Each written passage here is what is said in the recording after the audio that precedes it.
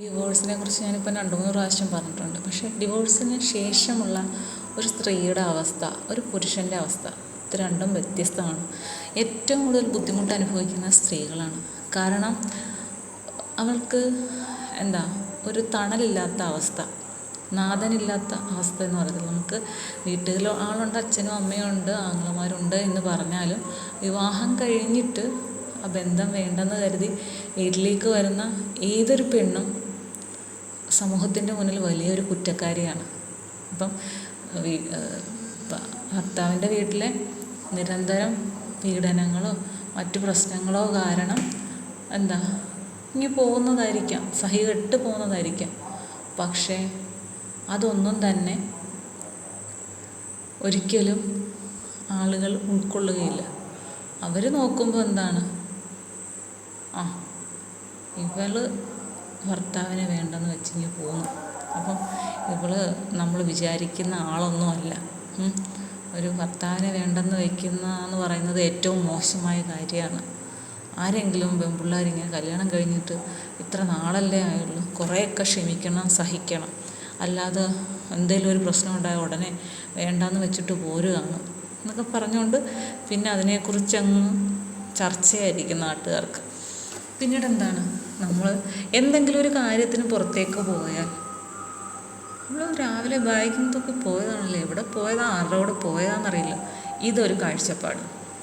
ചിലപ്പം വഴിയിൽ നിന്ന് ആരെങ്കിലും അറിയാവുന്നവരോടൊന്നും ഒരു വാക്ക് സംസാരം, ഇവിടെ പോയി, ചിലപ്പോൾ അതിന് മറുപടി പറയുന്നുള്ളായിരിക്കും. അടുത്തൂടെ പോകുന്ന ആരെങ്കിലും കണ്ട് അവൾ പുതിയ ആളിനെ കണ്ടെത്തിയിട്ടുണ്ട് എന്നും പറഞ്ഞ് പിന്നെ അതിൻ്റെ പേരിലായിരിക്കും. ചിലപ്പോൾ എവിടെയെങ്കിലും പോയിട്ട് ബസ് കിട്ടാൻ താമസിച്ചൊരു സന്ധ്യാകാറാകുമ്പോഴായിരിക്കും വീട്ടിലേക്ക് എത്തുക. ചിലപ്പം വല്ല പഠിക്കാൻ പോയതായിരിക്കാം, ആയിക്കൊള്ളട്ടെ. അപ്പോൾ വരുമ്പോഴത്തേക്കും കേൾക്കുന്നത് രാത്രി ആയാലും വീട്ടിലെത്തത്തില്ല, ആരും ചോദിക്കാനും പറയാനും ഇല്ലല്ലോ, മനസ്സിലായി. ഇങ്ങനെയുള്ള 100 കൂട്ടം കാര്യങ്ങളായിരിക്കും സമൂഹത്തിന് ചർച്ച ചെയ്യാനുള്ളത്. പലതും നിങ്ങൾ കേൾക്കേണ്ടി വരും നിങ്ങളുടെ ചെവി കൊണ്ട്. ഇത് ചിലപ്പോൾ നിങ്ങളുടെ വീട്ടിലുള്ളവരുടെ കാതുകളിലെത്തും. അവർക്കപ്പോൾ ഒരുപാട് വിഷമം തോന്നും. ചിലപ്പോൾ നിങ്ങളോട് ചില കാര്യങ്ങൾ വരുമ്പോൾ ദേഷ്യപ്പെടും. അപ്പോൾ ആ ദേഷ്യപ്പെടുമ്പോൾ നിങ്ങൾ ഓർത്തോണം, അവരെന്തൊക്കെയോ നിങ്ങളെക്കുറിച്ച് മോശമായിട്ട് അറിഞ്ഞിട്ടുണ്ട്, മറ്റുള്ളവരെന്തെങ്കിലും പറഞ്ഞിട്ട്. അപ്പോൾ നമ്മൾ പതുക്കെ സമൂഹത്തെ പേടിക്കാൻ തുടങ്ങും.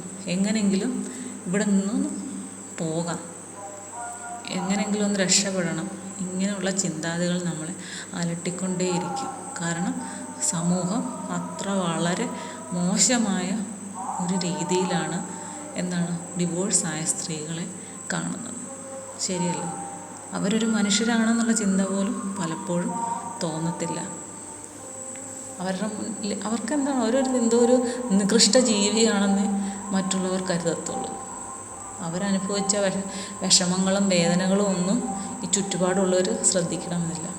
പിന്നെ ബന്ധുക്കളുടെ എത്രയാണെന്ന് പറഞ്ഞാലും കുറ്റപ്പെടുത്താനുള്ളത് അവർ കുറ്റപ്പെടുത്തിക്കൊണ്ടേയിരിക്കും. അപ്പോൾ ഇതെല്ലാം നമ്മൾ ഓർത്തുകൊണ്ട് വേണം ജീവിതത്തിൽ മറ്റൊരു തീരുമാനം എടുക്കുവാനായിട്ട്. ശരിയല്ലേ?